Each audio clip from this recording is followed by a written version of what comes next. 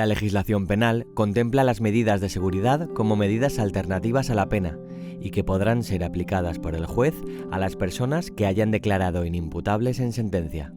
A los que fueren declarados exentos de responsabilidad se les podrá aplicar, si fuere necesaria, la medida de internamiento en un centro educativo especial o cualquier otra de las medidas previstas, pero la realidad es que más del 50% de las personas reclusas en el Estado español tienen TMG. Vamos a ver las razones.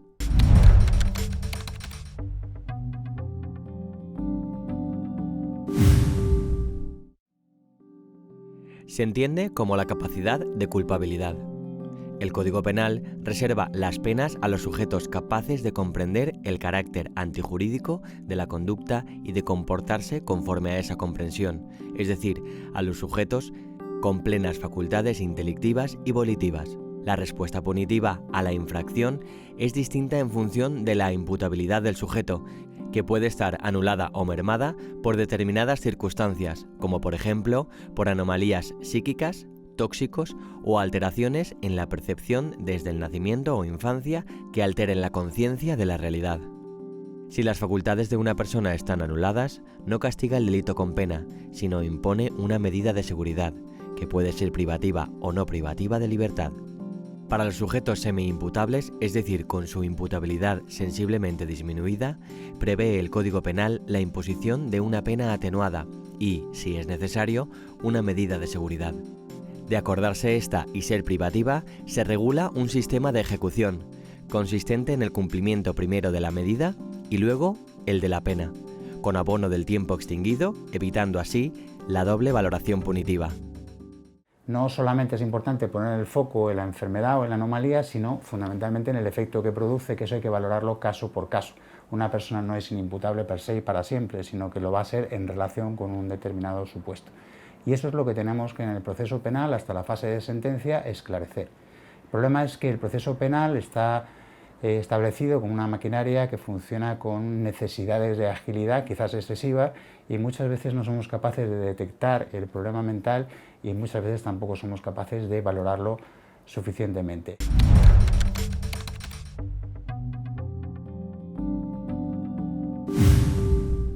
En este primer momento, el juez debe valorar la relevancia penal de la conducta y las circunstancias del sujeto. La enfermedad de éste pasa muchas veces desapercibida por la propia dinámica de las guardias. Resulta necesario la sensibilidad de los implicados, juez, fiscal, letrado, denunciante, para evidenciar los trastornos. ¿Cuáles serían buenas prácticas? Pues en el momento de la detención, que la policía, cuando hiciese un atestado y no haya podido evitar derivar el procedimiento a prevención por entender que no hay delito, es decir, cuando estime que hay delito, hacernos constar ya en el atestado las sospechas de enfermedad mental para que estemos especialmente vigilantes.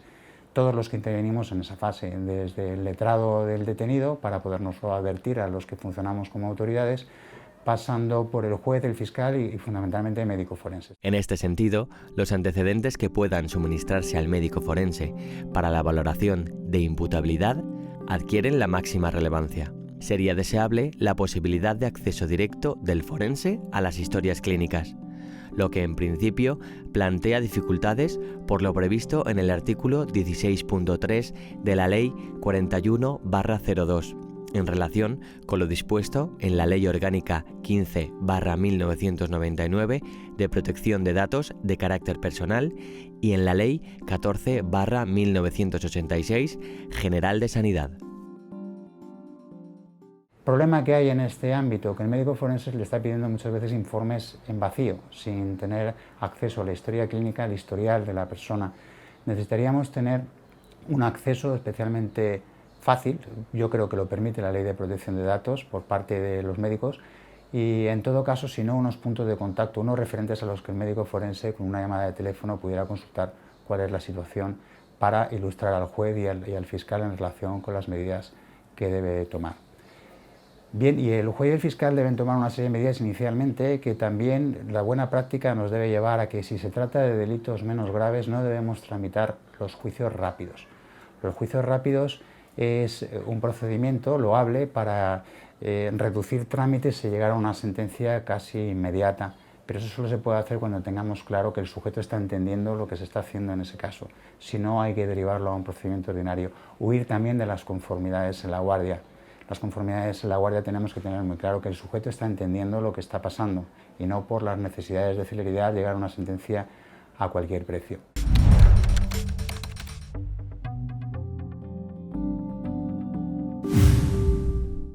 Prisión preventiva. Solo cabe en los supuestos más graves. Presupone la resolución de prisión. Libertad provisional. Si el supuesto no reúne la gravedad exigible para la prisión preventiva, solo cabe la libertad provisional. No puede imponerse ningún tratamiento externo, aunque el sujeto lo precise.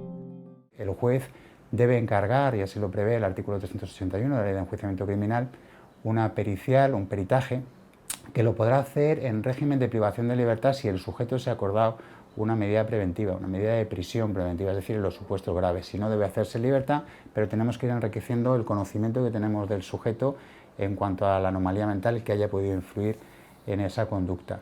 ¿Qué problemas tenemos en nuestro ordenamiento procesal? Que no tenemos ninguna medida cautelar distinta de la prisión preventiva, que está pensada para imputables, o la libertad y dejarlo en la calle y a su suerte. El problema que ha pasado con la prisión preventiva, el Tribunal Constitucional lo viene avisando ya desde 2004, es que es absurdo acordarla a una persona que no tiene esa capacidad de culpabilidad. Deberíamos implementar una medida distinta. Nosotros desde la Fiscalía lo hemos pedido muchísimas veces, que es el internamiento psiquiátrico. No se ha hecho y ya el Tribunal Constitucional, ya no como un aviso, sino como doctrina legal, ha dicho que no se puede mantener la prisión preventiva si una persona es absuelta por inimputabilidad y recurre en casación. Mientras se tramita el recurso, tendrá que acordarse otro tipo de medida fuera de prisión. Con lo cual, si el sujeto, por la peligrosidad que tiene, no es susceptible de ser tratado en el medio abierto, se ha generado un limbo jurídico que debe resolverse. Bien, pues tenemos nuestro enfermo mental, que si se ha detectado ya tendrá su peritaje, si no, seguirá el curso del procedimiento y llegamos a la fase de acusación.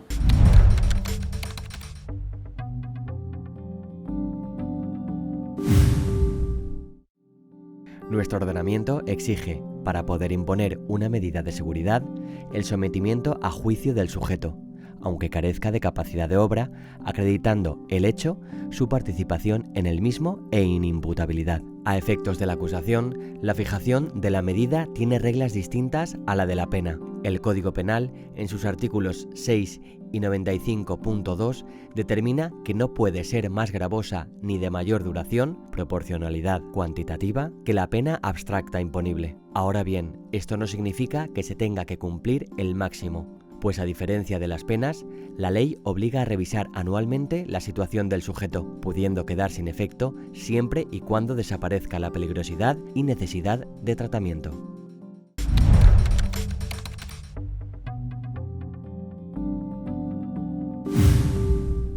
Bien, llegamos al juicio oral. En el juicio oral ya tenemos la acusación que ha hecho el fiscal. Hay, yo creo, varios problemas que exigirían mejores praxis por parte de los que intervenimos en esa fase. Primero, la posibilidad de juicios en ausencia. Hasta 2 años de pena de prisión se puede juzgar al sujeto sin que vaya al juicio, simplemente con que esté citado. Hay una sentencia del Tribunal Constitucional poco conocida del año 2014 y que deberíamos aplicar, que nos dice que cuando no tengamos la certeza de si el sujeto, la situación del sujeto, la enfermedad mental y cómo puede influir en su percepción del juicio, en la comprensión del juicio, no vale la simple citación para poderlo celebrar en ausencia. El juez dice debe agotar las posibilidades de saber que esa citación la ha comprendido para que pueda decidir con libertad si no va al juicio o va, y si no, suspender. Otro de los problemas, que es muy parecido al que pasaba en la instrucción, es la conformidad en juicio. ¿Es posible la conformidad de una persona a la que se está pidiendo una medida de seguridad porque decimos que no sabía lo que hacía o que no pudo comportarse de otra forma? Pues parece una contradicción in terminis, ¿eh? En todo caso, ¿cómo podríamos evitar eso? No haciendo al enfermo mental comparecer solo en juicio, sino comparecer asistido de su tutor legal o de un facilitador judicial que le ayudara a comprender todo el proceso. Bien, pues ya hemos celebrado el juicio, se va a hacer la pericial. Hay que dejar claro que la pericial no va a ser solo lo que facilite el médico forense, debería poderse o ser quizás más beligerantes, además también los letrados, en conseguir otro tipo de materiales para poder hacer periciales contradictorias. Y finalmente llegaríamos a la sentencia. El problema que tenemos con la pericial en el juicio, que es el tercero, lo que quería señalar que pasa en los juicios, es que las periciales están desfasadas. Como los procedimientos tardan tanto, cuando el médico forense va a informar de lo que en su día reconoció, la situación del sujeto ha podido variar enormemente. Bien, ¿cómo se podría solucionar eso? Pues fácilmente con protocolos en los que o bien existieran puntos de enlace para actualizar esos informes psiquiátricos y con un seguimiento por parte de los servicios sociosanitarios. Simplemente con que la clínica forense al principio al adoptar la medida y en el momento del juicio conociese la situación, pues lo tendríamos más fácil para ilustrar al juez. Al juez no solamente le tenemos que ilustrar de si el sujeto tiene esa capacidad comprometida o anulada, sino cuál es la medida más adecuada. Medida que puede ser, como hemos dicho, privativa o no privativa de libertad, si hay exención completa o incompleta, y le tendremos que indicar si hay que internarlo, cuáles son los recursos que hay en la comunidad. Los recursos van a ser tan variados según donde estemos que es necesario que el juez lo conozca antes de decidir, porque si no podemos llegar a resoluciones que van a ser imposibles de ejecutar o que no van a tener sentido. Bien, por eso quizás también sería interesante integrar a la administración sociosanitaria en esa fase para que pudiésemos conocer esos recursos. Cuando una persona hemos considerado que es imputable, el fiscal pide una pena concreta y el juez no puede rebasarla por arriba. No puede poner una cosa distinta que no se haya discutido. Sin embargo, en materia de medidas de seguridad, el Tribunal Supremo ha dicho que no está sujeto el juez por la petición del fiscal si aprecia, por ejemplo, que existe esa peligrosidad y esa necesidad de tratamiento. Es decir, no rige el principio acusatorio, que eso es una cosa muy positiva en este ámbito. Y además nos dice que no necesariamente lo tiene que determinar en el juicio, en el momento del juicio, la medida. Si ha surgido el debate sobre la peligrosidad, sobre la enfermedad que ha aflorado en ese momento, él puede dejar ese debate para ejecución de sentencia, un incidente en ejecución, al que los letrados, desde luego los fiscales, deberíamos recurrir cuando nos quedemos al final del juicio con la duda de si el sujeto es tributario de una medida de seguridad.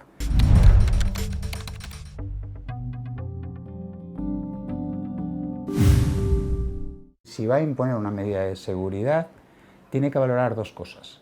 La peligrosidad del sujeto, concepto normativo, igual que la imputabilidad no la determina el médico, tampoco determina la peligrosidad. El médico está jugando con otros parámetros, que es el concepto de riesgo, pero el que tiene que hacer el juicio de si el sujeto es o no peligroso es el juez, no puede hacer dejación de facultades.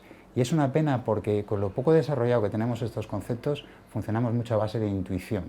Estaría bien tenerlo más formalizado, no solo con la exigencia de motivar, pero tener unos ítems más claros, unas escalas para poder resolver sobre eso. Bien, y la otra variable es la necesidad de la medida. Es decir, entre varias medidas posibles siempre debemos adoptar la menos gravosa. Si es posible al sujeto no internarlo y recibir tratamiento en la comunidad, eso habremos de acordar. Luego hay otras limitaciones que veremos, que aunque sea necesario el internamiento, si la pena establecida para el delito, si el sujeto hubiera sido imputable, no es privativa de libertad, no podremos acordar el internamiento. Eso es una garantía para el sujeto. Pero al revés también, fundamentalmente. Aunque se pudiera imponer una medida privativa, si podemos conseguir el mismo efecto tratándola en la comunidad, debemos huir también de la medida privativa.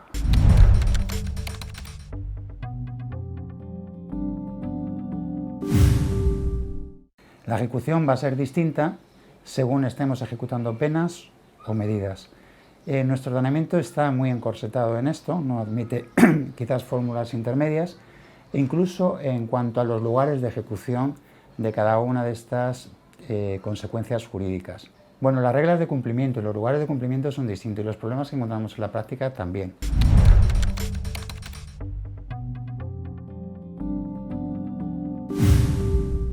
Voy a empezar por las medidas de seguridad, que es lo que más trabajo yo, la privativa de libertad, fundamentalmente en el psiquiátrico penitenciario, donde se va a ejecutar esa medida. El Código Penal lo único que establece es que no nos dice que tenga que ser un recurso penitenciario, que sea un centro adecuado. Puede ser público o privado, acreditado o homologado. Bien, hay una tendencia a acudir al recurso penitenciario, pero no es porque los tribunales seamos especialmente defensistas, que a lo mejor también se puede hacer esa crítica, sino porque los recursos en vía civil son muy limitados, muy dependientes de cada comunidad autónoma, pero muy limitados en general. Si el recurso penitenciario lo tendríamos que reservar solo para los supuestos de mayor peligrosidad, necesidad de mayor contención y medidas de más larga duración, en la práctica no pasa eso. Y no pasa eso porque desde la reforma psiquiátrica de los años 80 se cerraron los centros civiles, se tenían que haber creado más estructuras intermedias, los centros civiles me refiero manicomiales, y no se han creado las suficientes para poder hacer la derivación a esos recursos en sujetos que no son suficientemente peligrosos o tienen medidas cortas. De hecho, en el psiquiátrico penitenciario tenemos medidas de menos de 3 años que nunca debieran haber ingresado ahí, que alcanzan casi el 51% de las medidas. Algo está funcionando mal cuando tenemos que ir a lo que era un recurso de última ratio, de última razón, y lo utilizamos casi como primero. Porque es que si nos ponemos a ver qué recursos hay en el ámbito penitenciario, también va a ser desolador, porque solo se regulan los hospitales psiquiátricos penitenciarios, no hay centros dependientes de instituciones penitenciarias para los temas de inimputabilidad por drogadicción o de educación especial. Ahí están previstos convenios, se han hecho en materia de drogadicción, no en materia de salud mental, con lo cual nos encontramos que si hay que acudir al recurso penitenciario, solo vamos a tener los hospitales psiquiátricos penitenciarios. Si uno abre el reglamento y mira, en la rúbrica pone Hospital Psiquiátrico Penitenciario y Unidad Psiquiátrica Penitenciaria. Las unidades psiquiátricas penitenciarias, que estaban pensadas para establecimientos polivalentes, donde generalmente cumpliría cada persona en su lugar de arraigo, no se han creado. Con lo cual tenemos 2 centros, Sevilla y Alicante, en el territorio que no depende de comunidades autónomas, que son solo Cataluña y País Vasco, que van a tener que ingresar en Alicante, con el notable desarraigo que eso produce. Y que además con unos problemas enormes no suficientemente conocidos. El Centro Penitenciario Psiquiátrico de Alicante es casi el triple de Sevilla en número de plazas, unas 300 y pico, aunque ahora estamos de reforma, y tiene las situaciones más heterogéneas que podáis imaginaros. No solamente en cuanto a enfermedades, sino en cuanto al arco de edad y situaciones. Las medidas largas que se han estado imponiendo han determinado que en parte se haya convertido en un geriátrico, porque como ahora diré del psiquiátrico es fácil entrar pero es muy difícil salir, nos va a costar encontrar recursos luego para derivar a la persona que hemos llevado al psiquiátrico, también a veces por falta de recursos, y eso incluso aunque haya mejorado. En el de Alicante además hay un módulo de mujeres único para toda España con 35 plazas. En esas 35 plazas tienen que ventilar los profesionales cómo gestionan todas las situaciones distintas, procesales, de enfermedad, de rehabilitación. Con lo cual hacer un trabajo de rehabilitación en ese medio es muy difícil. Y la Administración en su día se planteó, bueno, ¿y qué hacemos? Si son insuficientes estos recursos, vamos a ingresarlos en centros penitenciarios ordinarios. Nosotros nos hemos opuesto, no solamente nosotros, sino, me refiero como Fiscalía, sino el propio Consejo General del Poder Judicial. Él dijo, ojo, no se puede ingresar para cumplir una medida en un centro penitenciario porque ha de ser psiquiátrico y un centro penitenciario ordinario no es psiquiátrico. El argumento que ha utilizado la Administración es que en los centros penitenciarios existe un problema de atención a enfermos mentales, PAIEM se llama, en el que se podría dar un tratamiento casi idéntico al que podrían recibir en un recurso psiquiátrico penitenciario.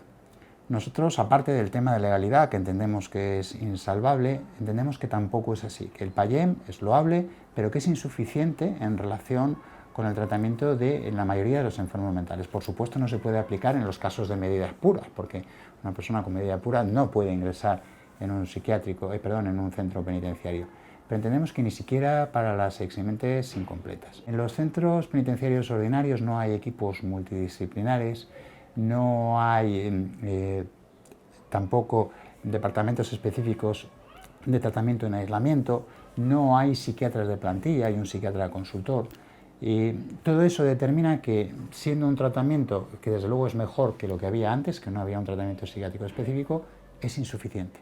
Así lo hemos entendido no solamente nosotros, sino alguna audiencia provincial a la que lo hemos hecho llegar en esa situación. Y entendemos que además desde la normativa internacional, la última es la regla Nelson Mandela de derechos mínimos de ejecución de los reclusos, debe huirse de la posibilidad de que enfermos mentales cumplan condena en centros penitenciarios ordinarios. ¿Cuál sería la solución? Evidentemente, buscar recursos psiquiátricos, bien en la comunidad, si la peligrosidad no es alta, bien integrados dentro de la administración penitenciaria.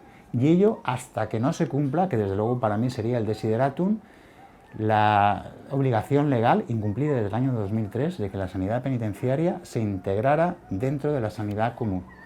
Es un poco el modelo anglosajón, es un modelo que lo que permite es una única administración, recursos de distinta intensidad, más o menos contención en función de la peligrosidad, hasta el último, que es el que está más en contacto con la comunidad, que permite hacer una transición ordenada en ese aspecto. Eso sería lo ideal, no lo tenemos los internos ingresados en el psiquiátrico penitenciario y lo que nos preocupa como jueces y fiscales es defender su estatuto, ver cuáles son sus derechos. Sus derechos están insuficientemente regulados. A efectos penales no se prevén cosas básicas como si la ordenación de medidas cómo se cumple, si se puede aplicar el artículo 76, que para nosotros es el límite de acumulación de condena, si se abona la prisión preventiva. Pero bueno, desde el punto de vista médico y por la difusión que puede tener este mensaje, el problema que veo yo mayor es también los recursos o sus derechos desde el punto de vista penitenciario, en cuanto al régimen y tratamiento. Lo característico de la medida de seguridad es que no funciona el sistema de individualización científica, no se clasifica en grados, no hay una evolución a través de permiso para llegar a la libertad condicional y libertad definitiva. Todo el régimen y toda la situación del enfermo, del interno, se hace en función de estos dos parámetros que había dicho, la peligrosidad y la necesidad asistencial. Eso es lo que va a determinar la evolución y el que cumpla más o menos tiempo. Si las penas por las reglas dosimétricas es una cantidad fija, y las medidas de seguridad va a ser un máximo, así lo prevé el código. Establecemos un máximo que es el que correspondería al delito, el que está señalado en el código, si el sujeto hubiera sido imputable. Esto nos diría, bueno, estamos haciendo de peor condición al enfermo mental que al penado, que el penado sabe que cumple 5 y tiene una clasificación, unos permisos, una libertad condicional, algo a lo que poder acudir, y lo único que tiene el otro es una expectativa de duración de la medida de un máximo, a lo mejor de 20 años. Bien, si esto no se revisara, desde luego sería absolutamente inconstitucional e inhumano, pero lo cierto es que está previsto que las medidas se revisen y se revisen anualmente. ¿Eso es suficiente garantía? Bueno, para el Tribunal Europeo de Derechos Humanos y para el Tribunal Constitucional sí que lo es, porque esto ya se planteó con la antigua regulación de las medidas de seguridad, que no tenían límite por arriba, en el artículo 8.1 del Código Penal, y se cuestionó por ese motivo. El Tribunal Constitucional dijo no, porque la duración de la medida va a depender de la necesidad de tratamiento y de la peligrosidad.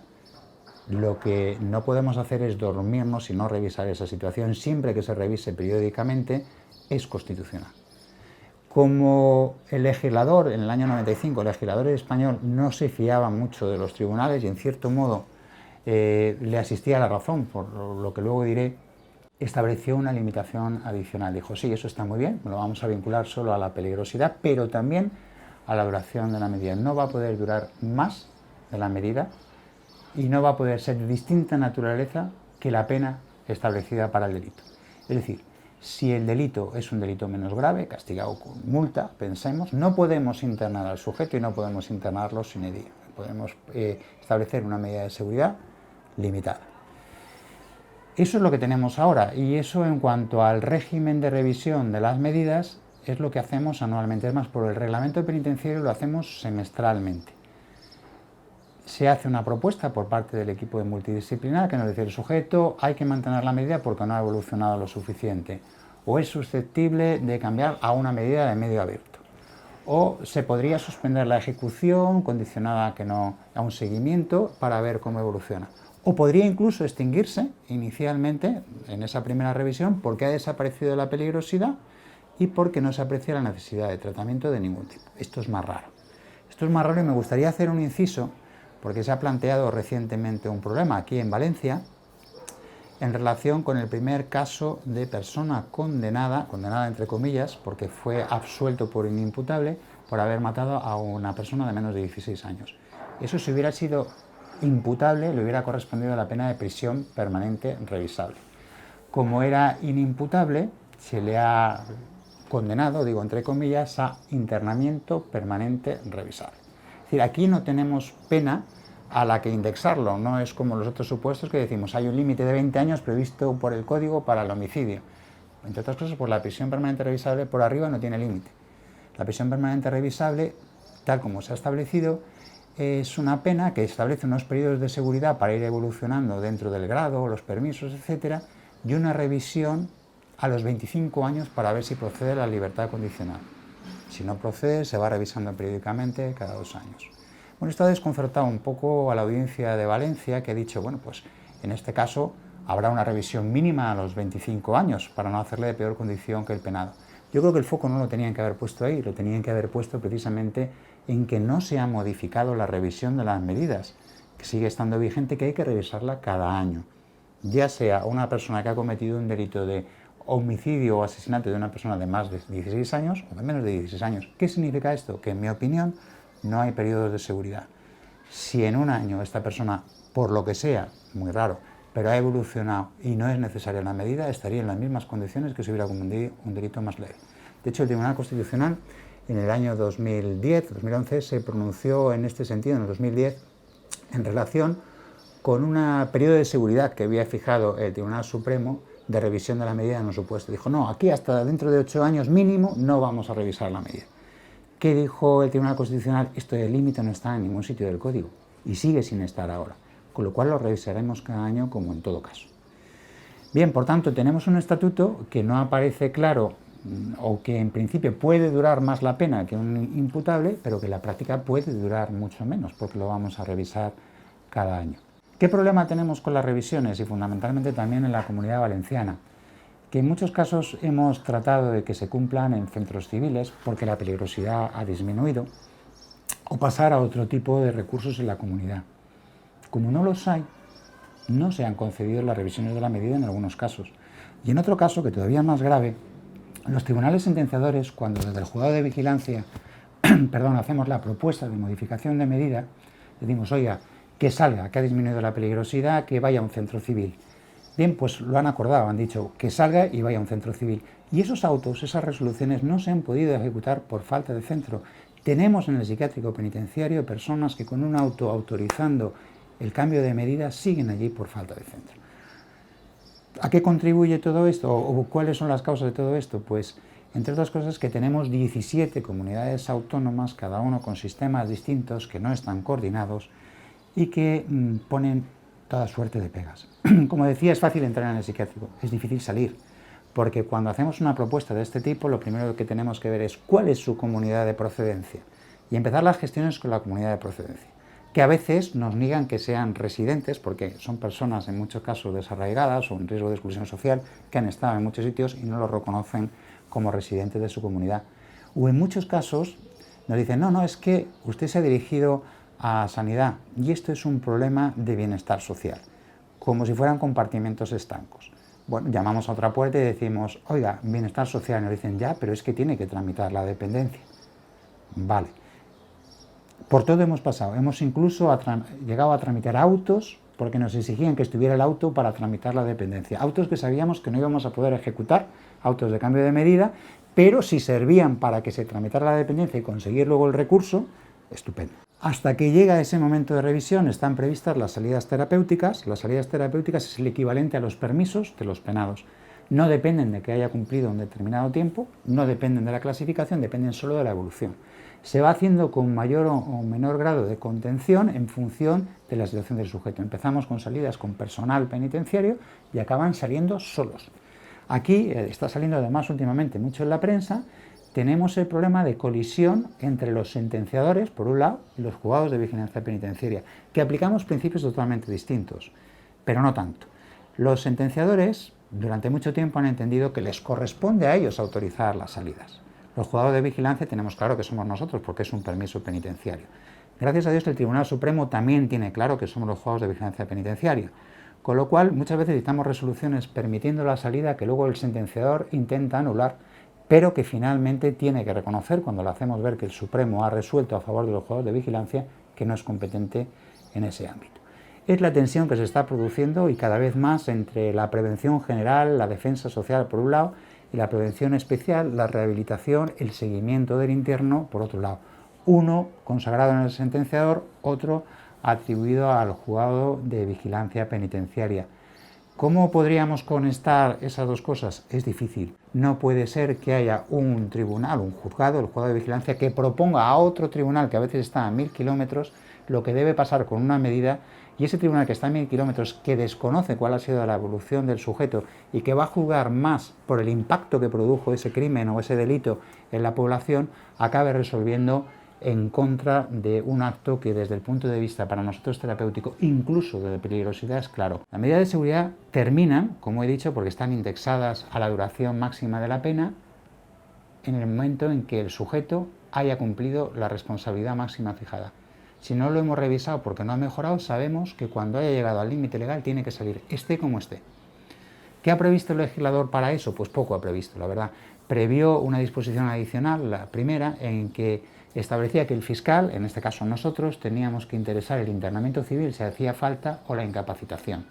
Esos son resoluciones, es papel que puede convertirse en papel mojado si no se acompaña con recursos para poder ejecutar ese internamiento o recursos en la vía civil para dar la asistencia que precisa el sujeto. Y eso no depende de que lo digamos los jueces, depende de que la administración, la penitenciaria y la sociosanitaria de la comunidad se pongan a trabajar juntos, como están haciendo últimamente con el programa Puente de Mediación Social, y que se haga un tránsito ordinario de la sanidad penitenciaria y la civil. Como en Cataluña también han funcionado bien con las comisiones de análisis de casos, hubo un documento incluso también de instituciones penitenciarias del 2012 en que se apostaba por ese modelo con la integración del tercer sector, y yo creo que hay que ir ahí, y fundamentalmente, ya que estamos hablando de Valencia, en la Comunidad Valenciana estamos en mantillas, tenemos que empezar a asumir que el psiquiátrico penitenciario, donde la mayoría también de los internos son de la comunidad por razón de cercanía, hay que asumirlos y lo tenemos que asumir como un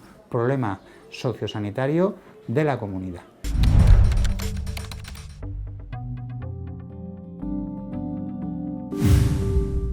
Esto en cuanto a las medidas de seguridad. La otra posibilidad es que al sujeto, como había dicho, le hayamos impuesto una pena, no una medida de seguridad. ¿Por qué una pena? Porque hemos considerado que era imputable. Si le hemos impuesto una pena, hará el régimen de vida de los demás penados. Ahí sí que se aplica la individualización científica. Se le clasificará inicialmente, que también podríamos tener mayor sensibilidad para ver si es posible la derivación inicial a un recurso de la comunidad, para lo cual se podría hacer una clasificación con carácter de urgencia siempre que estuviésemos suficientemente coordinados con el centro civil que pudiera asumir a esa persona inicialmente, el recurso, como digo, comunitario, y luego va a disfrutar de sus permisos, su evolución lo permite, va a salir, como digo, en tercer grado, se le va a conceder la libertad condicional y va a extinguir la condena.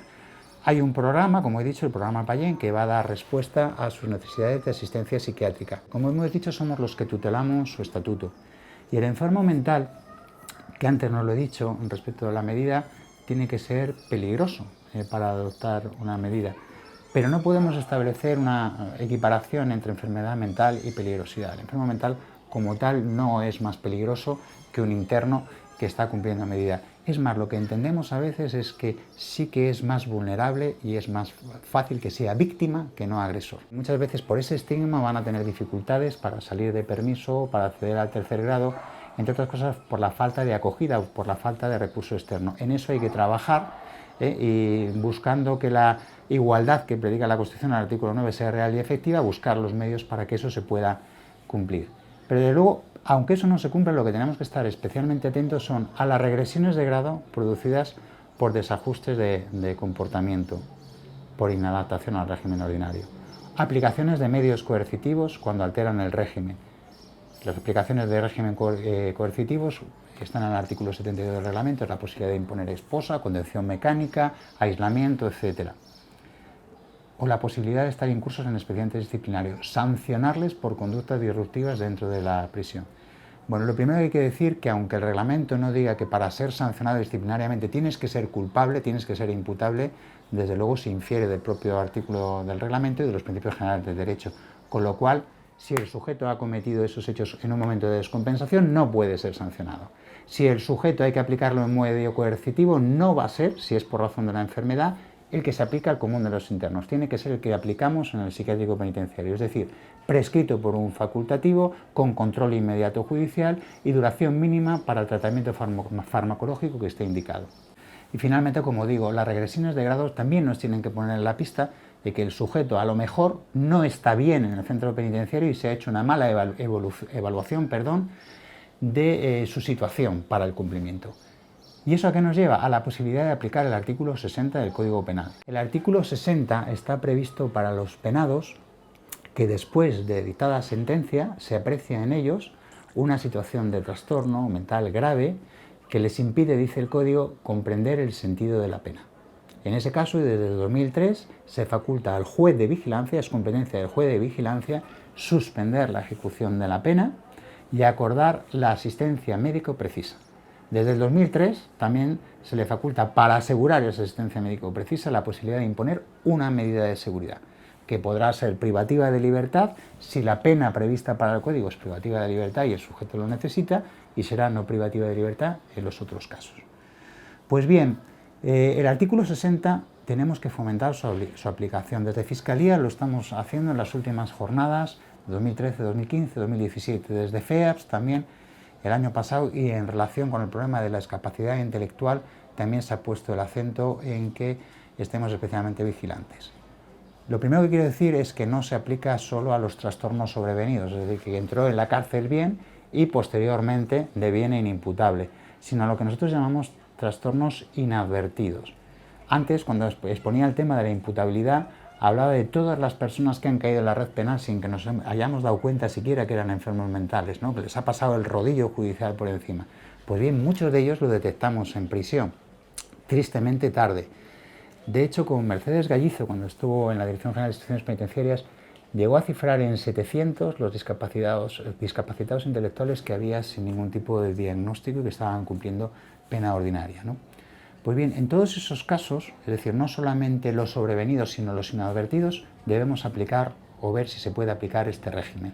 Nosotros, en nuestro afán de darle un amplio contenido, hemos entendido que no solo se aplica cuando impide absolutamente conocer el sentido de la pena, sino cuando compromete seriamente entender el sentido de la pena. Y lo hemos hecho por varios motivos. Imaginaros el sujeto que está cumpliendo una medida de seguridad en el psiquiátrico de Foncalén, va a terminar la duración de la medida y tiene pendiente de cumplir una pena posterior. Bueno, si tiene que cumplir esa pena posterior, tendría que ingresar en el centro penitenciario ordinario. Eso le puede generar una descompensación que se cargue todo el trabajo que hemos estado realizando. Con lo cual es uno de los supuestos en los que hemos entendido que, como está todavía comprometida, aunque no anulada esa capacidad, se modifica la pena por la medida de seguridad. ¿Y cómo la modificamos? Como decía, el juez de vigilancia, haya empezado o no la ejecución de la pena, porque el Código no distingue, es el competente. Y se trate de una pena privativa o no privativa de libertad. En los dos casos se suspende. ¿Qué tiene que hacer el juez de vigilancia? Una vez que tengamos acreditados esos presupuestos, asegurar que reciba la asistencia médico precisa, que no es sinónimo de que se acuerde una medida de seguridad. La medida de seguridad solo lo haremos cuando sea necesario, aplicando los parámetros que hemos visto antes, necesidad y peligrosidad. Si no, puede suspender y decir, vaya usted a un recurso civil a recibir la asistencia, ¿hasta cuándo? Si no nos fiamos suficientemente porque necesita mayor contención o una medida de seguridad, la podrá imponer, con los límites que hemos visto antes de las medidas. Y controlará él la ejecución. El Código prevé que si recupera la salud, se dirigirán al sentenciador, el juez de vigilancia, para que resuelva si tiene que cumplir la parte de pena, si es que queda algo por cumplir. Si ha llegado al límite, pasaría a la justicia civil. Pero si quedara algo por cumplir, ahí es el sentenciador el que tiene que decidir si ejecuta lo que falta de pena, si es que la pena no ha prescrito, o si la acorta o simplemente la anula en función de que pueda resultar contraproducente o innecesario desde el punto de vista de la equidad. Una vez más, y ya con esto voy terminando, dos órganos judiciales, juez de vigilancia para el control de la situación y, en último extremo, el sentenciador para acordar los licenciamientos definitivos, igual que acuerda el principio de la medida, acuerda también el final. Problema, una vez más, entiendo que la bicefalia judicial en este sentido también debería acabarse con ella. De hecho, en el proyecto de Código Penal, que luego no vio la luz en cuanto al tema de medidas de seguridad del 2012, estaba prevista también no esa bicefalia, sino la asunción exclusiva por el Tribunal de Ejecución. Simplemente, y para acabar, si se trata de una jornada de sensibilización del Poder Judicial, hemos visto cómo la norma la podemos aplicar terapéutica o antiterapéuticamente. Esto lo están haciendo en Estados Unidos desde finales de los años 80 del siglo pasado con los juzgados de solución de problemas. Están previstos para las medidas en medio abierto, pero bueno, lo podemos trasladar como filosofía al ámbito de la justicia en medio cerrado. La justicia terapéutica, que así se llama, la de los juzgados de solución de problemas, parte de la ética del cuidado y de promover el efecto terapéutico de lo que resolvamos y evitar lo que sea antiterapéutico. Bien, he puesto varios ejemplos a lo largo de la exposición de cómo a veces adoptamos resoluciones antiterapéuticas, y podría poner alguna más. Por ejemplo, salidas terapéuticas que corresponde autorizarlas al juez de vigilancia y que el tribunal sentenciador, por presiones en algún caso, nos ha indicado no, para poder hacer la salida terapéutica tendrá que hacerlo con un dispositivo telemático. Eso sí que es una atribución suya, fijar el contenido de la medida. Si en la medida he fijado que tiene una libertad vigilada con control telemático, el juzgado de vigilancia penitenciaria no lo puede cuestionar. Sí que podemos hacer lo que hemos hecho en un caso muy reciente, decirle, mire, todos los informes que nos llegan del psiquiátrico penitenciario, de los médicos, etcétera, es que esta persona no tiene peligrosidad a los efectos de que la víctima deba tener cierta preocupación, y desde el punto de vista terapéutico es contraproducente el dispositivo telemático.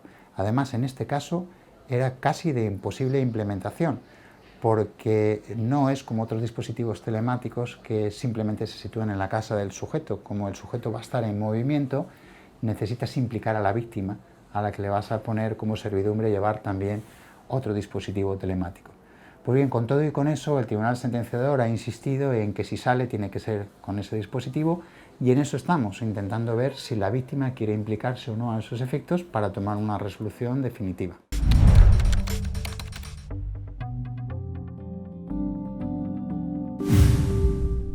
En el ámbito de las medidas de seguridad, tenemos que tener un enfoque terapéutico cuando se cumplen en régimen de privación de libertad, pero desde luego y con mayor motivo cuando las medidas de seguridad se cumplen en el ámbito comunitario.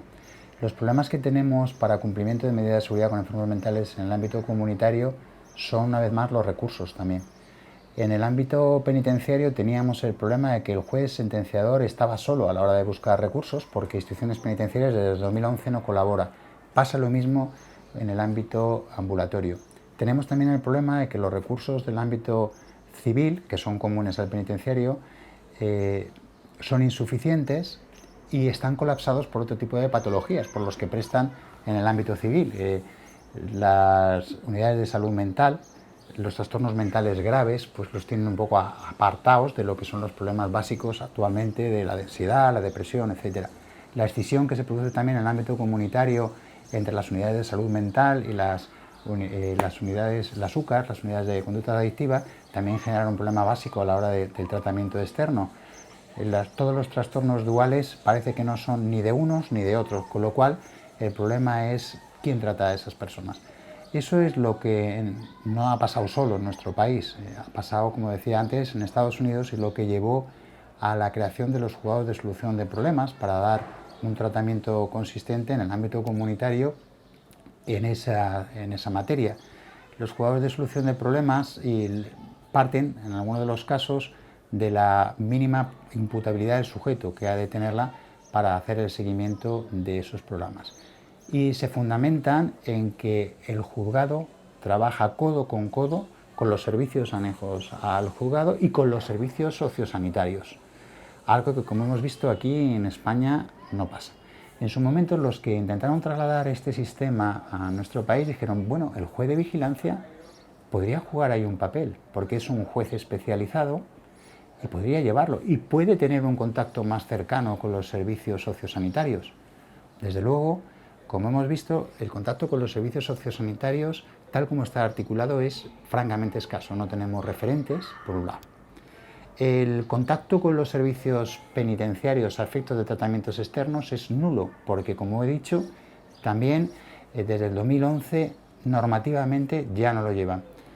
Y la especialización que podía presentar el juzgado de vigilancia ha desaparecido, porque desde la reforma del Código de 2010 el control del tratamiento externo aprobado en libertad vigilada corresponde directamente al sentenciador. Ya no interviene siquiera el juez de vigilancia. Tribunal sentenciador que no tiene especialización para acometer los problemas específicos de droga o los problemas específicos de salud mental.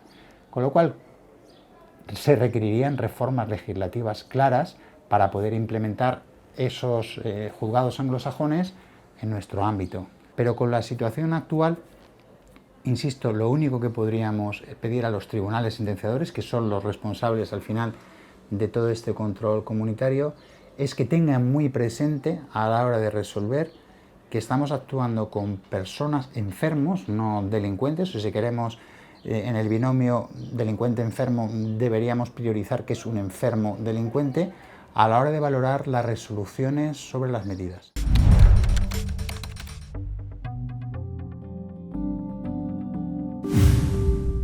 Desde la constatación de que había un buen número de pacientes en prisión ya hace muchos años y que estábamos muy interesados y preocupados por darles una alternativa de futuro, yo siempre lo que me preocupó es por qué habían llegado allí. Yo he elaborado lo que llamo las trampas del sistema, donde, alejándome mucho, digamos, en el proceso, esto tiene que ver con modelos educativos, tiene que ver con modelos también de organización económica de un país, tiene que ver con la organización de los servicios sociales, pero voy a detenerme un poco en lo que es la entraña. Es decir, estamos hablando de pacientes, por lo tanto, tienen derecho a un sistema de salud.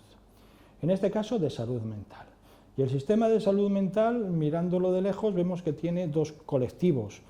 Los que lo integran, los que dócilmente van, asumen su enfermedad y acuden a los centros y dispositivos de salud, y otros que bien porque no tienen conciencia de la enfermedad, o bien porque la tienen de sobra, pero no les resulta satisfactoria, se colocan al margen.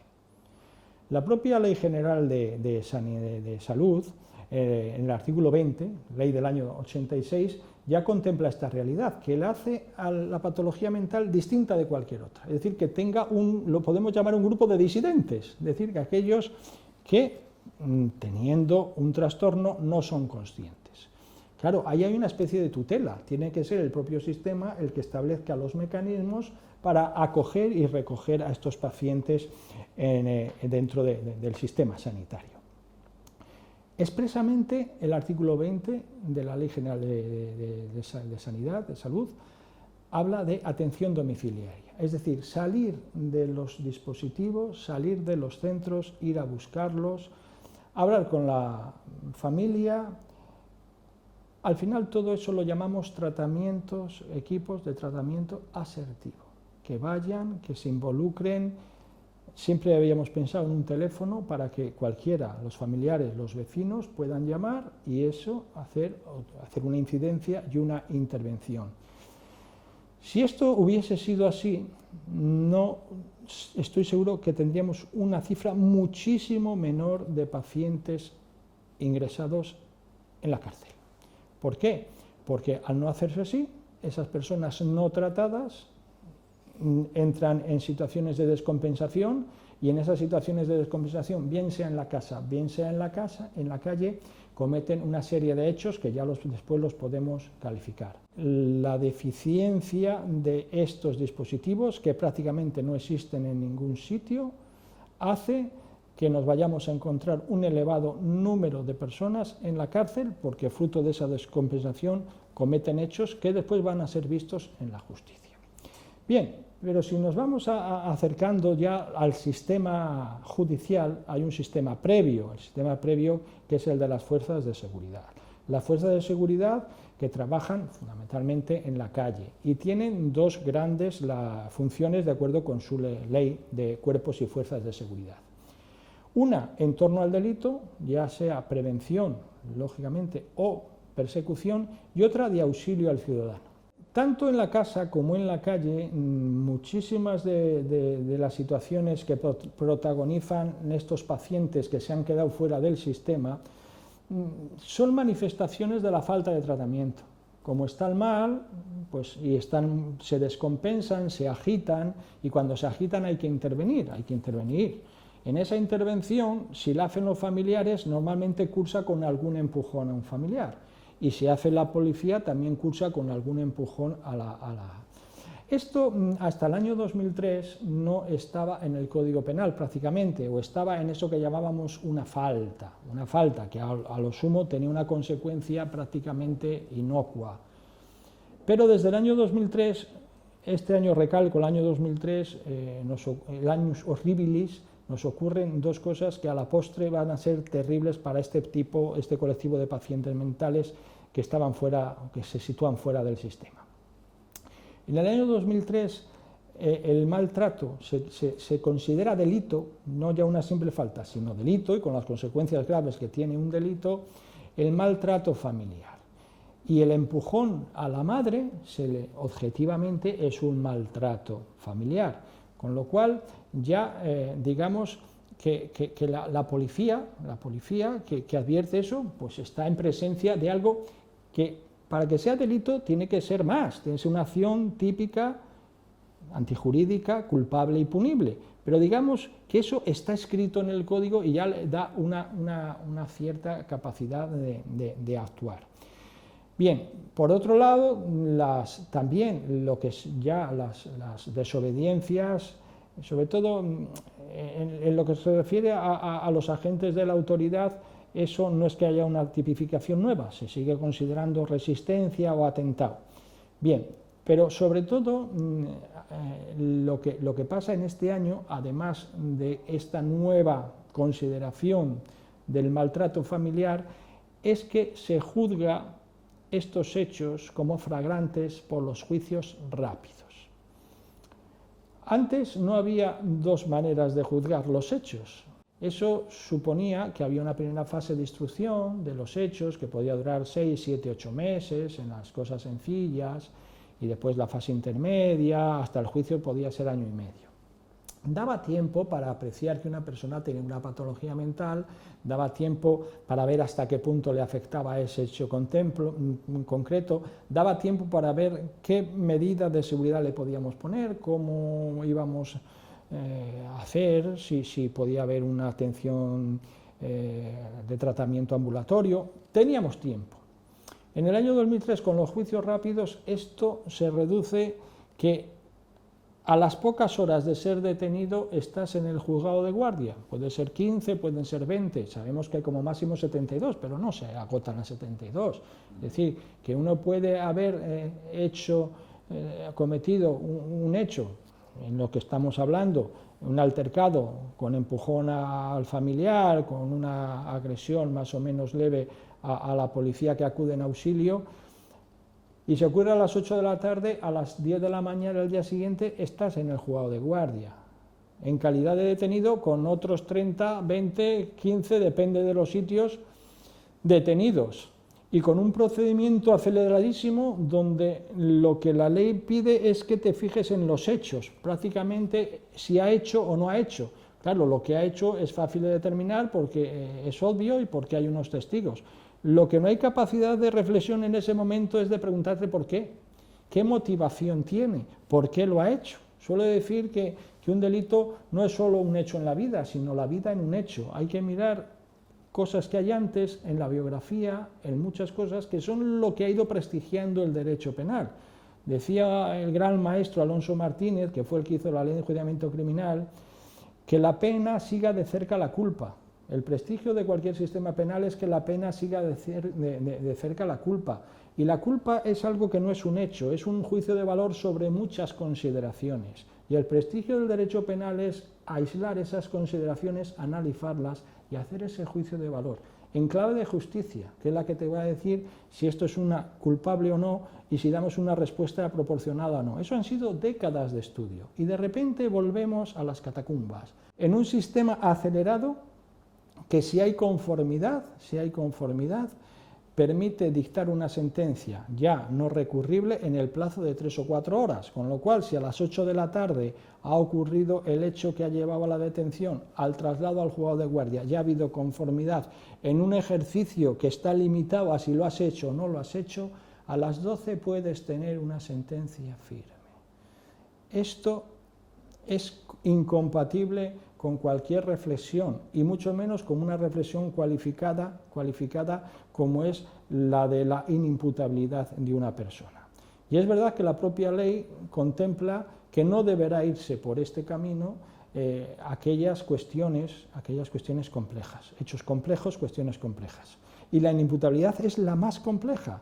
Además hay un hecho añadido, que si ha habido condena condena por un maltrato familiar, hay una pena subsidiaria que llamamos de prohibición de acercamiento y de comunicación, que está prevista en el artículo 48. Es decir, que esa familia que es tu cuidador exclusivo, el único, el cuidador informal, el que a veces ha ido al centro de salud y le han dicho, no, mire, mientras no venga él o no venga ella, aquí nosotros no vamos a ir, que es el único valedor, sale del juzgado donde acaso albergaba la esperanza de decir aquí me lo van a solucionar, porque aquí me van a dar una respuesta razonable o van a coordinarse con salud y me van a dar un centro, sale mucho peor que ha entrado, con un hijo que además del problema de salud tiene un problema judicial y que además la cuidadora o el cuidador no se puede acercar ni comunicar a él. Esto se lo hemos dicho a los grupos políticos y nos han atendido en el sentido de que en la reforma del 2015 del Código Penal, en ese artículo 48 se añade un párrafo. En el caso de que sea una persona con discapacidad, una discapacidad sea declarada o no, no hace falta ni mucho menos que esté incapacitado, dice una cosa preciosa, se valorará el caso concreto, y habrá que ver si se pone esta medida de alejamiento, se tienen que poner los apoyos para cumplirla, con lo cual lo que pasa es que esto todavía no es del todo conocido, pero sí que ha habido una reflexión del legislador, es decir, no podemos en todos los casos poner las medidas. Puede ser que en atención al caso concreto no se haya de poner estas medidas y la cuidadora o el cuidador siga pudiendo atender al menos y comunicar y atender, y si se ponen con unos apoyos que no se conocen y que yo no conozco ningún caso. Pero al final lo que tenemos es pacientes que tienen ya no el trastorno dual mental, sino el mental y el judicial, y que el judicial se les va complicando porque tienen unas prohibiciones que lógicamente incumplen y que dan lugar a un nuevo delito, que es el quebrantamiento de la condena o el quebrantamiento de la medida, lo cual hace que al ser condenado de nuevo, si te han dado la suspensión la primera vez porque tenías derecho, ya se te revoca y cumples todo, y la cifra de pacientes en prisión se multiplica y se multiplica. Creo que hay un exceso de recursos volcado en patologías. Decir menores es muy comprometido, porque la distimia no digo yo que no sea grave, pero digamos que la tristeza, la distimia, la depresión no grave, bueno, pues está suficientemente atendida. Y estos supuestos de personas que no acuden, está muy insuficientemente atendida. En Andalucía, además, el Estatuto de Autonomía, en el artículo 22, dice que las personas con trastornos mentales, y en general las personas con trastornos psicóticos, tienen derecho a programas de actuación prioritarios y preferentes. Es decir, que deben ser especialmente, esos deben ser programas especiales.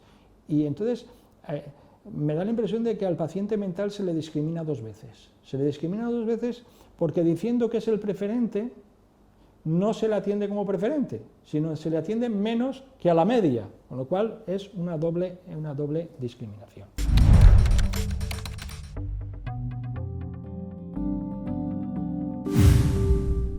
Bien, y así llegamos por esta vía a la parte del centro penitenciario donde nos encontramos, porque en muchas ocasiones la primera vez que se analiza serenamente a una persona es allí.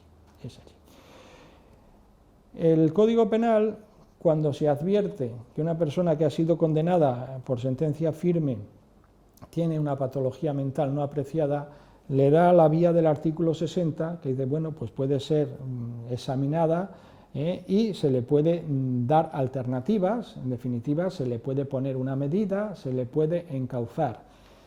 Pero cuantitativamente se emplea muy poco. Tenemos también las posibilidades de cumplimiento alternativo,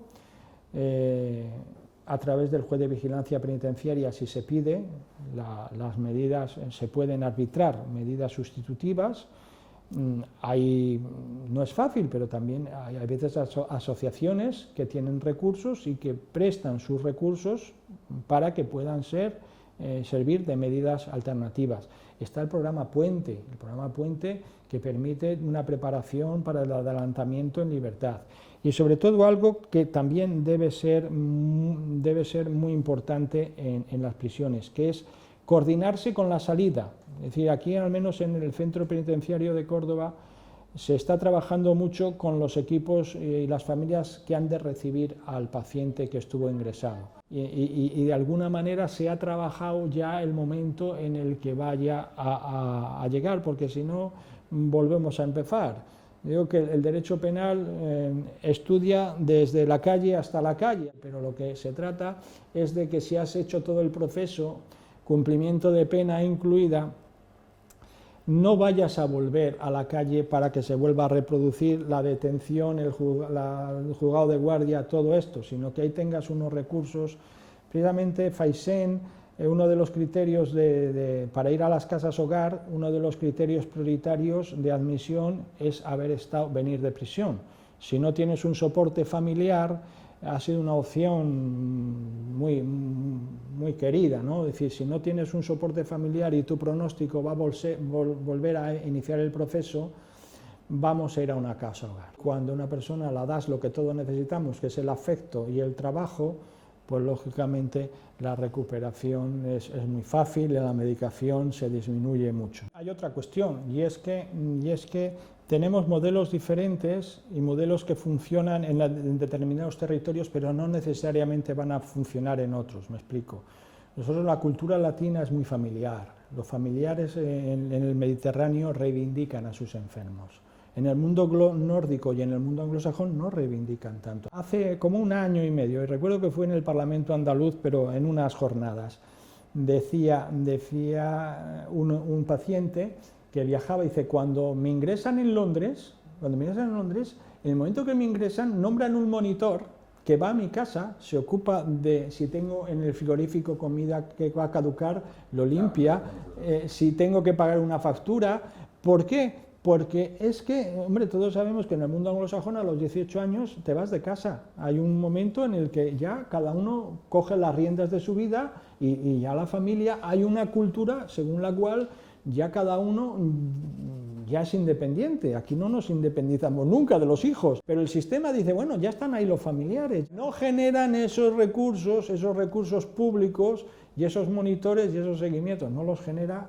Por eso, porque dicen, ya se supone que está la familia, pero claro, la familia a veces está o no está, o cuando está desbordada. Debería ser mejor atendida, en algunos sitios lo hay, en otros sitios no lo hay, pero hay determinados profesionales que dicen, usted aquí no es nadie porque es mayor de edad. Eso no es así. Los familiares respecto de personas vulnerables asumen su guardadecho y sobre su guardadecho tienen derecho a pedir. Y al final hay familias que se agobian, no encuentran en lo público una respuesta o mucho menos una respuesta coordinada, y estas cosas desde la coordinación debería producir un alivio muy grande. Ese alivio se traduce en que no hubiese situaciones de estas que llevan a las descompensaciones y por el proceso que ya he explicado a la juzgado de guardia y al fin y a la postre a la prisión. Tenemos el derecho a la libertad, al libre desarrollo de la personalidad y a la dignidad. Eso está en el núcleo duro de la Constitución es lo que llamamos el Estado de Derecho. Bien, este es el Estado de Derecho. Y después tenemos un Estado prestacional. Pero el Estado prestacional tiene una cara B que es el Estado burocrático. Y resulta, hombre, en el conflicto entre el Estado de Derecho y el Estado prestacional, el que prevalece es el de Derecho, mi dignidad, mi libertad, mi capacidad de decidir, con lo cual, ante eso, pero es que estamos asistiendo a la barbaridad de que por una cuestión burocrática, es decir, hasta que no haya un tutor no te doy la residencia. Vamos a ver, la residencia es una prestación. Esto no tiene nada que ver con la incapacitación, no tendría absolutamente nada que ver. Para la tutela me tienen que incapacitar previamente y destruir todo esto, las opciones que yo tengo de libre desarrollo, de dignidad. Esto jurídicamente, en fin, la ONU dice que esto supone un tratamiento inhumano y degradante. Y es que esto es así. Lo que pasa es la naturalidad con la que se asuma que para que te den una residencia te tienen que incapacitar y nombrar tutor. Esto no tiene más que un sentido burocrático, pero un sentido burocrático no puede poner en cuestión lo que es un derecho fundamental y sobre todo el corolario de los derechos, que es el libre desarrollo. Es decir, usted le puede dar la residencia y le puede dar la prestación sin tener que antes haber sometido a un procedimiento de incapacitación, que en la mayor parte de los casos es absolutamente innecesario. Es decir, es innecesario porque para llegar ahí se puede hacer sobre la base de unos padres que lo solicitan o de uno mismo que lo solicita, sino la figura de la guarda de hecho. La guarda de hecho permite asumir la representación y pedir.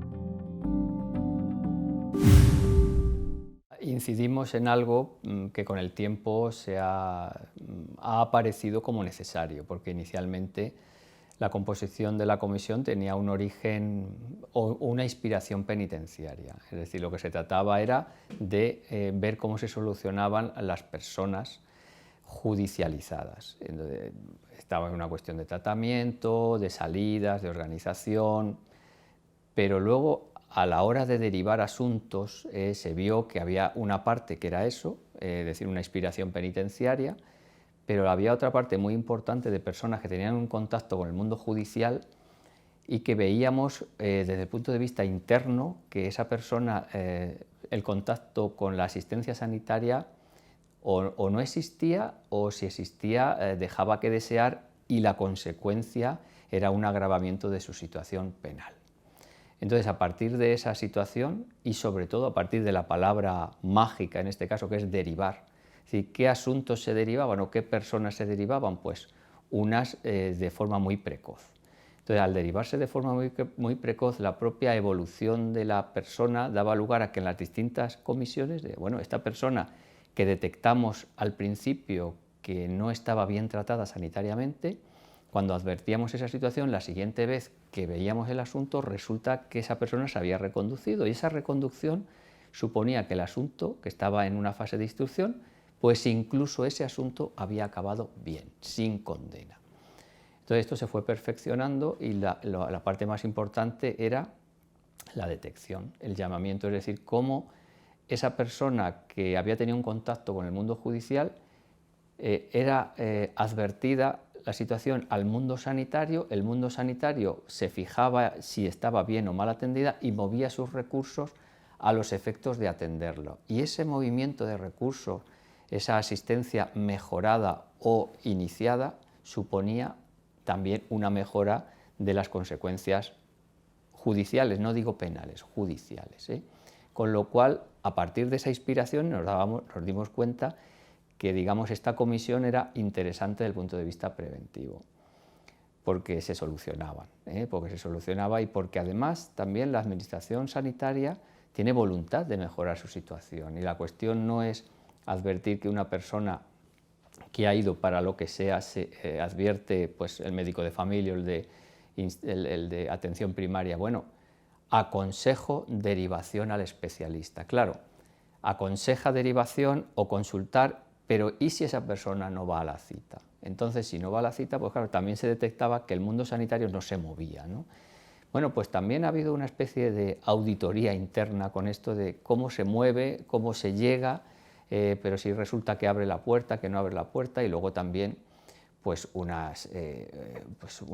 muchos casos, ¿no? Muchos casos que tienen que ver con una determinada concepción. Entonces, si nos limitamos a ver transcurrir las cosas y no hacer, sino simplemente, esta persona de forma indefectible va a caer en el mundo penal y va a caer en el mundo penitenciario. Y una vez allí dentro, vemos a ver qué hacemos, pero si resulta que no estamos satisfechos y creemos que hay otras opciones y que esa persona, vamos a ver si es posible que en este momento tan precoz que viene de denunciante o de denunciado, a ver si en ese momento tan precoz podemos movilizar para que esta persona pues, tenga primero conciencia de enfermedad, luego tratamiento y luego unas consecuencias favorables.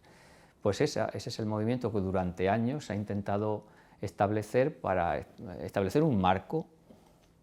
¿Qué es lo que intentamos? A ver si es posible un protocolo que llegue al mundo sanitario y al mundo judicial para que con estas determinadas advertencias se vaya a una comisión y esa comisión mueva los recursos. Estamos ejecutando, pero todavía está, digamos, en fase de organización. Se inició en Toledo.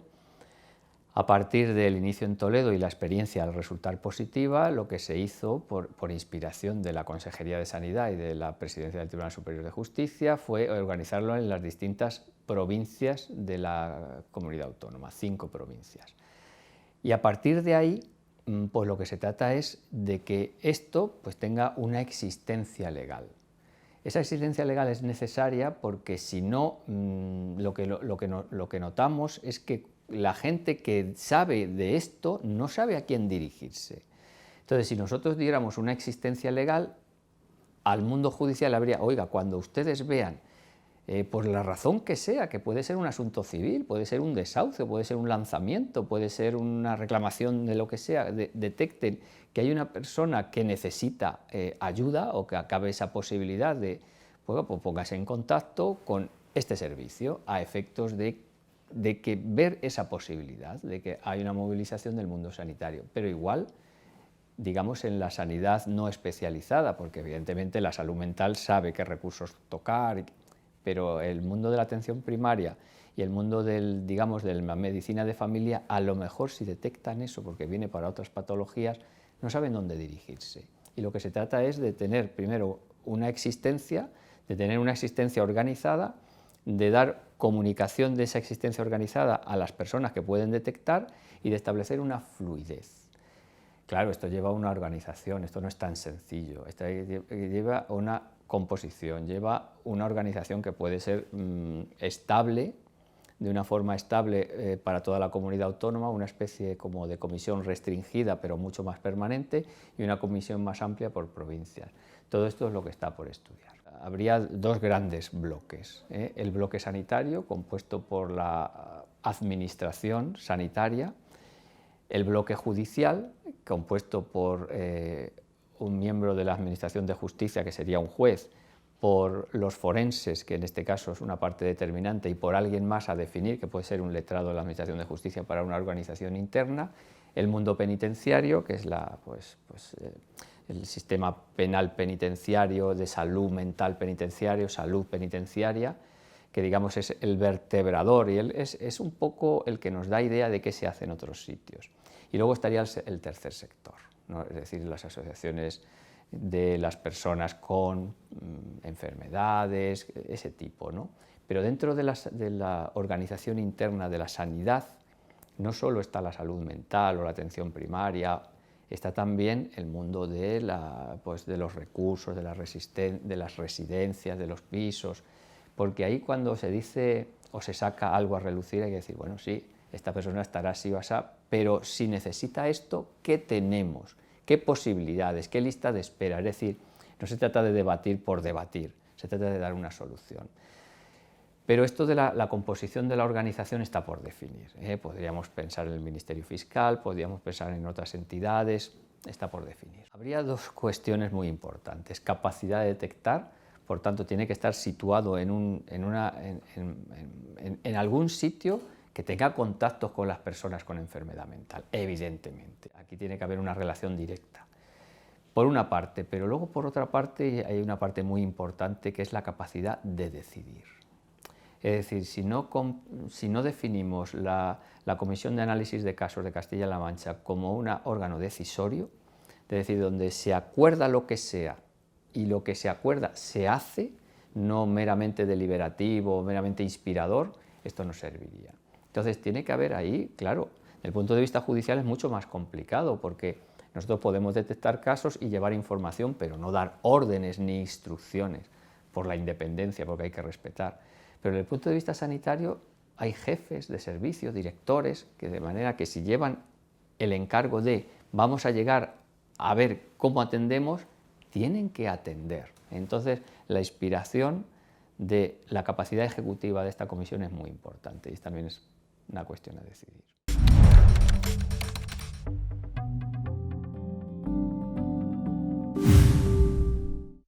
manera progresiva, desde hace unos años acá, los jueces y tribunales están imponiendo el cumplimiento de penas y medidas alternativas por muy variadas etiologías delictivas, por muy diferentes perfiles de penados, y ya nos estamos acostumbrando en nuestra institución y en concreto en la Subdirección General de Penas y Medidas Alternativas a tratar con esas diversas etiologías delictivas, intentando darles un programa alternativo de cumplimiento, evitando el ingreso en prisión de las personas.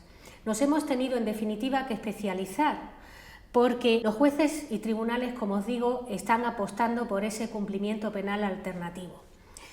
De manera que nos llegan ahora casuísticas y etiologías delictivas de muy diversa índole, como os comento, y que llevan aparejado delitos contra el patrimonio. Nos llegan ahora robos, hurtos, apropiaciones indebidas, estafas, delitos contra las personas, lesiones sobre todo, y delitos también del ámbito socioeconómico, es decir, una diversidad de casuísticas delictivas a las que tenemos que dar una respuesta de cumplimiento eficaz, eficiente y que responda a nuestras obligaciones como garantes del cumplimiento de la medida alternativa.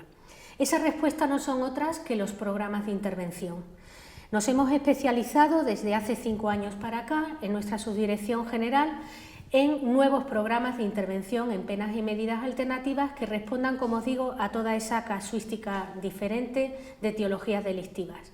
Y por eso tenemos programas para intervenir con penados por delitos de violencia de género, penados por problemas de violencia familiar, que no son ya de violencia de género, sino que son problemas de personas, de parejas intragénero, de mujeres maltratadoras, de hijos, sobre todo violencia filioparental, hijos a padres, en ese tipo de delito.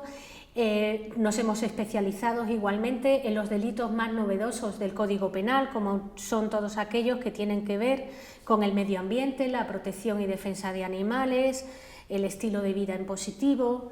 Tenemos un nuevo programa también de trabajo con penados que tienen delitos por descargas de material pornográfico infantil. A ello hemos unido un programa que se llama el programa Probeco, Programa en Beneficio de la Comunidad, que atiende a todo lo que queda atrás de ese cajón, como a especie de cajón desastre, que no es ya una etiología delictiva definida, pero que tienen también su encaje en medida alternativa. Nos encontramos también con una realidad que es muy preocupante para nuestra subdirección general y que también nos ha lanzado a abrir un nuevo programa de intervención.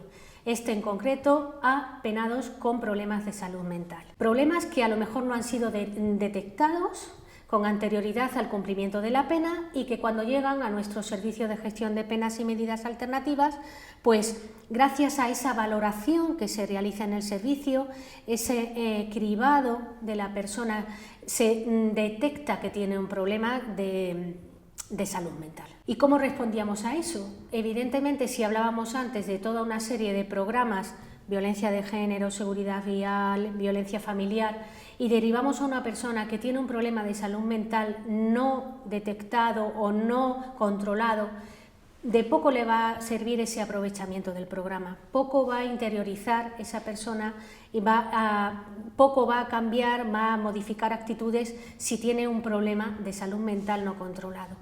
Por ello, ha sido pionero el Servicio de Gestión de Penas y Medidas Alternativas de Cantabria la posibilidad de tratar a estas personas de manera diferente, que aunque tengan que cumplir rigurosamente con su pena alternativa, evidentemente, como decía antes, somos los garantes del cumplimiento de la pena, que lo hagan de una manera más adecuada, a través de un programa de intervención que específicamente esté diseñado para intervención con estas personas, haciendo el cumplimiento de su pena tanto de trabajo en beneficio de la comunidad como cualquier otra suspensión de condena o sustitución de condena mediante su estudio y derivación a una entidad colaboradora que desarrolla esas actividades, esas tareas de salud mental y que se coordinan con el propio Servicio de Gestión de Penas.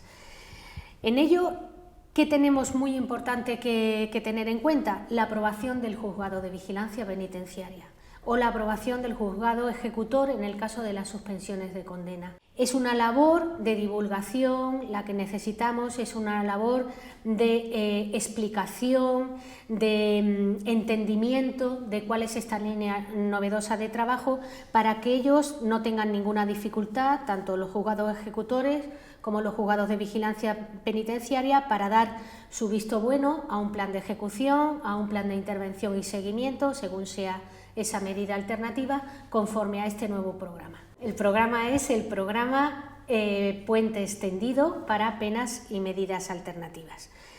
Partíamos de un trabajo conjunto y seguimos partiendo del trabajo conjunto con nuestra otra subdirección general con la que colaboramos y la que ha sido madre también de este proyecto, la Subdirección General de Sanidad Penitenciaria. La institución penitenciaria no puede de otra manera funcionar que no sea de una manera coordinada, de una manera en la que todos los medios que se pongan en un área puedan ser utilizados y bien implementados por otra, en esa coordinación. Y gracias al trabajo y al esfuerzo que se ha realizado en esa subdirección general, partiendo del programa base del PAIEN en centros penitenciarios para enfermos mentales, el programa en medio abierto, programa Puente, pues se nos dio la oportunidad a través de ese bagaje, a través de esa experiencia, de hacerlo también extensivo en esa cooperación a lo que es el ámbito de las penas y medidas alternativas. Creemos que es un programa fundamental, el que vamos a ir implementando poco a poco en nuestros servicios de gestión de penas. ¿Y por qué lo digo así? Pues porque estadísticamente tenemos muchos casos de personas que vienen al cumplimiento de una pena alternativa que tienen un problema derivado de una patología mental. Y si hablamos ya de un trastorno mental grave, pues la cosa es más seria. Y tenemos la obligación de tratar también esa patología. Creíamos, sinceramente, que la sensibilidad del legislador en las últimas reformas del Código Penal en cuanto a lo que era el tratar al enfermo mental como enfermo, priorizando esa enfermedad mental sobre su característica delincuencial y abriendo el camino, como dice el propio Código Penal, a que fueran otras administraciones públicas derivadas del entorno de su propio territorio, derivadas de su competencia, quienes se hicieran cargo y fueran las competentes para la ejecución de las medidas que no fueran privativas de libertad, pero que tuvieran que ver con los problemas de salud mental, pues como decimos, esa sensibilidad del legislador no ha tenido una respuesta por ahora en esas comunidades autónomas, en esas otras administraciones públicas, en esa apertura del Código Penal para que sea en mi territorio y con mis competencias en las que yo valore, en las que yo trate y lo que quede fuera sea la administración penitenciaria, aunque estas personas hayan caído en alguna comisión delictiva. Por el contrario, nos encontramos que los jueces siguen apostando por derivar a esas personas a la administración penitenciaria. Muchas veces porque la propia comunidad no ha dado ese paso al frente para poner medios para atender a estas personas, otras porque es cómodo que la administración penitenciaria siga viendo, siga conociendo, siga siendo la garante del cumplimiento de las medidas que se imponen a los penados que tienen algún problema de salud mental. ¿Y esto a qué deriva?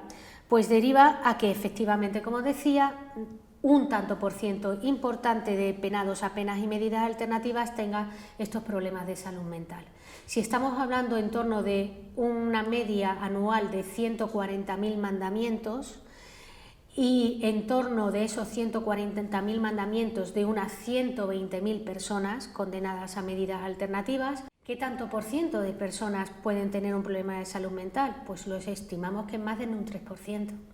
Luego no es una cifra baladí. Creo, haciendo